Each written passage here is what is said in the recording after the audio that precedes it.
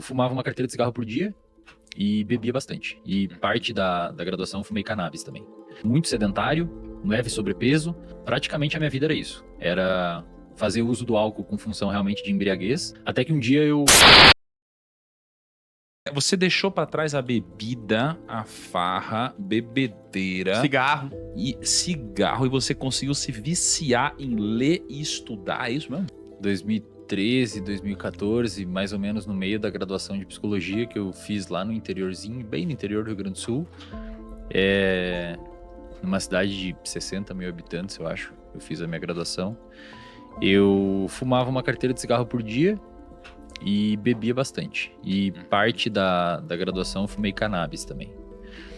E, cara, praticamente a minha vida era isso. Era fazer uso do álcool com função realmente de embriaguez, seja em festa, final de semana com os amigos, etc. Eu era muito sedentário, leve sobrepeso, até que um dia eu já ficava... Eu tinha esses hábitos, né? Não estudava, não dava muita bola pra essas paradas, achava que todo mundo era errado e todo mundo era burro, só eu entendia das coisas e não sei o quê. Um perfil até relativamente comum de acadêmicos, né? Até que uma vez, cara, eu fui descer do ônibus pra ir pra casa e eu tinha que andar umas 2 quadras. E eu cheguei em casa muito ofegante e não tinha subida. Aí eu pensei, caramba, cara, eu não consegui andar 2 quadras sem ficar ofegante. E isso acabou me gerando um alerta. Eu, pô, mas... Sei lá, se eu tenho que correr de um ladrão, se eu tenho que... Não tenho nem condicionamento minimamente pra sobreviver numa, sei lá, na selva. Se fosse no antepassado, eu seria excluído pela seleção natural das espécies. E ali eu comecei a ficar um pouco incomodado. E normalmente, Thiago... A mudança de hábito, as pessoas muitas vezes perguntam, pô, qual que foi a virada de chave? O que você fez ali que virou sua chave? Eu sempre falo que mudança de hábito, ela é uma coisa gradual.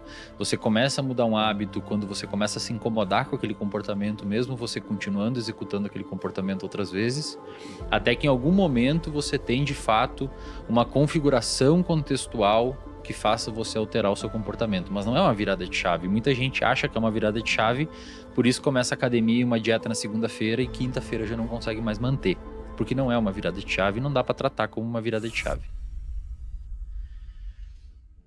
Faça como o Wesley, se livre dos vícios rapidamente e atinja seus objetivos. Não deixe que a oportunidade escape mais uma vez. Clique no link da descrição e mude sua vida. A virada de chave era muito lenta e começou aí. Lá atrás, quando eu começava a ficar incomodado com isso, mas continuava bebendo, continuava fumando, continuava não sei o quê. Não estudar nada, não pensava em futuro e nada disso. Aí eu comecei a acompanhar muitas pessoas que praticavam corrida. E eu comecei a me arriscar na corrida. Então comecei a correr bem gradualmente, dava uma corridinha, caminhava, corridinha barra caminhar. Tipo, corria assim, 1 quadra, caminhava 2, corria 1, caminhava 2. Sempre no mesmo percurso. Até que chegou um momento eu comecei a correr o percurso inteiro, porque eu fui ganhando uma resistência cardiovascular, cardiorrespiratória. E quando eu comecei a ganhar essa resistência cardiorrespiratória, ou seja, eu comecei a formar ali o hábito da corrida, eu continuava fumando cigarro aos finais de semana e dia de semana, mas já havia diminuído um pouco. Até que em algum momento eu queria começar a pensar em construir uma estrutura de corrida para competir a nível amador mesmo, para tentar finalizar uma provinha de rua qualquer. E o cigarro estava me atrapalhando. Então, eu sempre falo pra galera que quando você quer formar um hábito bom, quando você quer destruir um hábito ruim, é interessante você criar um bom que tenha uma competição com esse outro. Então, por exemplo, o cigarro começou a atrapalhar a minha evolução na corrida. Então, eu comecei a ficar puto de fumar. Falei, pô, não acredito, cara. Porque antes, fumar cigarro pra mim tinha uma função. Uma função social, os meus amigos fumavam, então na hora do café a gente fumava, na hora do intervalo da aula a gente fumava, trocava uma ideia. Era uma função social para interagir com aquele ambiente, com aquele contexto. Então o cigarro tinha uma função legal na minha vida. E eu sempre falo, a gente pode falar depois se vocês quiserem sobre isso, mas tem uma máxima na psicologia comportamental que é: todo comportamento tem uma função. Você não se comporta sem função. Você tem uma função, tudo tem uma função.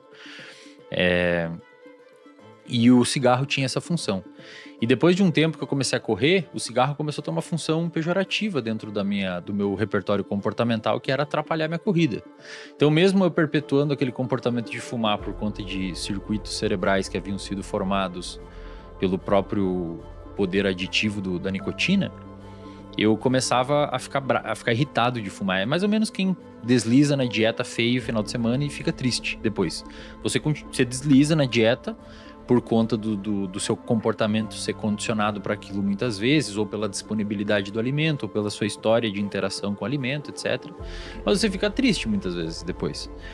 E a corrida começou a deixar o hábito do cigarro cada vez mais desinteressante para mim. Até que um momento eu comecei a fumar só no final de semana, até que outro momento eu comecei a fumar só quando eu via 1 ou 2 amigos, até que um momento eu percebi, cara, eu sempre tô fumando quando eu saio com aquela galera. É sempre quando eu saio com aquela galera que dá vontade de fumar. Então eu parei de sair com aquela galera. E hoje a gente sabe que o vício, de uma maneira geral, é extraordinariamente contextual. Muito. Tanto é que a internação, que seria o passo mais extremo de um tratamento com um adicto, é nada mais, nada menos do que remover o sujeito do contexto e evitar contato com ambientes onde ele usava droga. Então, hoje a gente tem isso muito claro nos estudos em neurociência, que vício, de uma maneira geral, é muito contextual. Se você quer parar de beber, não vá ao bar, não saia com as pessoas que você sempre bebeu. Se você quer parar de fumar, o cigarro é o pior, e eu sempre digo que o cigarro é o pior vício de tratar, porque diferente de álcool e outras drogas, o cigarro ele infecta a vida. Você fuma no carro, fuma no intervalo do trabalho, fuma antes de dormir, fuma ao acordar, fuma no café. Bebida é diferente, você bebe em lugares específicos, então é mais fácil isolar aquelas variáveis. Cigarro, ele infecta a sua vida, é muito difícil. Mas a corrida foi meio que fez essa mudança de hábito, cara. Agora, a gente tem muitos hábitos ruins na nossa vida, né? E você tinha um hábito muito ruim e você conseguiu colocar um bom no lugar. E você falou que muitas vezes o que começa a dar esse gatilho, né? De começar aos poucos a ter essa motivação de mudar um hábito, de deixar um hábito ruim, é o próprio incômodo que é gerado pela consequência de fazer algo consecutivamente que vai te prejudicar de alguma forma. Só que eu não acredito que seja difícil para as pessoas identificarem, na grande maioria das vezes, o que é um hábito ruim. E ainda assim, elas sofrem. Elas gostariam de não ter um hábito ruim, mas conseguem ter uma função sempre, né? Em algum hábito, de alguma forma, né? Ter uma recompensa, geralmente em algum hábito. Eu queria te perguntar, o que diferencia, qual que é a linha tênue entre uma pessoa que consegue trocar um hábito ruim por um bom, como foi o seu caso, é uma pessoa, às vezes, como que o Lucão acabou de falar, que eu queria fazer isso e eu não consigo. Assim, o que diferencia alguém que consegue e alguém que não consegue? Olha, Thiago, essa pergunta demandaria alguns bons minutos de explicação, mas assim, tentando não ser prolixo, primeiro, você precisa, antes de mais nada, estabelecer um terreno fisiológico, se eu posso chamar assim, que permita a alteração do hábito. Vou dar um exemplo. O pessoal que acabou de comentar ali, né? Não lembro quem que falou, que seria bom chegar na geladeira de noite, ter meia-noite e ter um negócio X para comer. A primeira coisa que você tem que fazer para tentar ter uma alteração comportamental a nível habitual significativa é ter ciclo circadiano regulado. Então, se você dorme errado, é mais ou menos tipo você querer andar com o carro com o pneu furado. Já saiu ruim. Inclusive na clínica BeHealth que a gente tem, a primeira intervenção que a gente faz com todos os pacientes é ajustar o sono do paciente. Mas o que é dormir certo? Pelo menos de 7 a 9 horas por noite. 7 e 9? 7 a 9, isso. Alguns sortudos têm uma alteração genética que permite eles dormirem 6 a 6 horas e meia, mas é relativamente rara essa alteração, e se você está pensando que tem em casa, provavelmente você não tem. Não, mas eu acordo bem. Na verdade, tem estudos mostrando que se você priva pessoas de sono, por exemplo, bota no laboratório, esse estudo foi feito pelo Matt Walker, neurocientista hoje que é o mais pica assim, na área do sono. Levou a galera pro laboratório, lá nos Estados Unidos faz muito isso, tem grana pra fazer, né? No Brasil não tem pesquisa pra isso. E deixa um grupo dormir 8 horas, um grupo se acorda com 6, um grupo acorda com 4 horas de sono, outro grupo vira à noite. Quando você vai ver no outro dia, ou fazendo isso consecutivos dias, O grupo que dormiu 8, quando você vai aplicando sucessivos testes de função operacional do cérebro, memória verbal, linguagem, raciocínio, velocidade de processamento de informação, o grupo que dormiu 8 horas é o que vai mais rápido. Eles são cognitivamente mais afiados. O grupo que dormiu 6 é um pouco pior, o que dormiu 4 é pior e o que virou a noite é uma desgraça. E quando você aplica um teste de percepção subjetiva de cansaço, ou seja, você pergunta, Thiago, como é que você tá aí, cara, depois dessas noites dormindo 6 horas? O grupo que dormiu 6 horas responde que tá tão bem quanto o grupo que dormiu 8. Mas quando você vai mensurar objetivamente a função cognitiva, eles estão pior. Ou seja, em outras palavras, você fala, não, eu tô bem, mas quando a gente vai avaliar, você não... Entendi. Né? Então, dormir bem 7 a 9 horas por noite, para a população em geral, Mas tem exceto crianças, tá? Criança dorme mais mesmo. Mas tem a gente falou que tem um período, 7 a 9 horas, mas tem assim, cara, porque tem aquela galera que fala assim, eu sou um cara noturno. Não tem. Tem as Não existe, tem as paradas assim. Não existe Não, mas humano. não tem uma galera que funciona melhor de manhã. Sou criativo às 3 da manhã. Não. É o Batman. Eu trabalho à noite. Cara, não existe animal, o ser humano não é noturno. Alguém enxerga no escuro aqui? Enxerga. A gente não é noturno. Mas não tem aquele negócio, tipo, eu trabalho melhor de manhã. Tem os cronotipos. Tem os cronotipos. Então, O que é isso? Mais ou menos 50% é a divisão de matutino e vespertino. Matutino é tipo eu durmo 9h40 da noite e 9h40, 10 horas da noite eu durmo e acordo 5h30, 6 horas. Naturalmente, se deixar, meu cronotipo é assim. E outras pessoas são vespertinas. Tendem a dormir 10h30, 11, 11h30 e acordar 8, 8h30. Mais que isso não existe, tá? Mas eu acordo às 11, eu sou vespertino. Não, você tá errado, tá dormindo errado. Você o quê? Vagabundo, então? É vagabundo. Quando você chegava da escola, assim, você da época da Não, mas escola, você mas ele chegava falou que- 1 da tarde, dormia a tarde inteira. Não. Criança e jovem. Criança não e mais. jovem, adolescentes, de uma maneira geral, tem um processo de vespertinilização.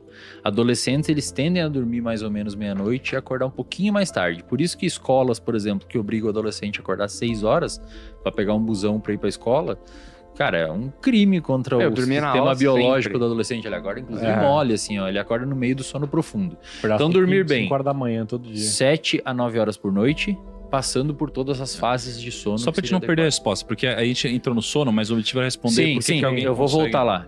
Então, primeiro ponto é você ter um sono adequado, porque até onde a gente sabe, a aprendizagem, de uma maneira geral, tanto implícita quanto explícita, ou seja, as aprendizagens explícitas seria você saber onde é a capital do Brasil, o que é um CDI, essas coisas é uma aprendizagem explícita, você sabe que sabe. A aprendizagem implícita são hábitos. O hábito é uma aprendizagem, envolve uma mudança de circuito no seu cérebro para você conseguir alterar o seu comportamento. Essa mudança de circuito no cérebro, ela é sono dependente. Então a pessoa que dorme mal já vai ter mais dificuldade de mudar hábitos. Porque você, de certa forma, é como se você não tivesse o cimento muito bom para construir uma casa. Vai ser mais difícil você construir uma casa se o seu cimento for ruim. Então o sono é um pilar fundamental. O segundo ponto e talvez mais importante, que difere as duas pessoas, quem consegue e quem não consegue mudar um hábito, é o ambiente onde essa pessoa vive, cara.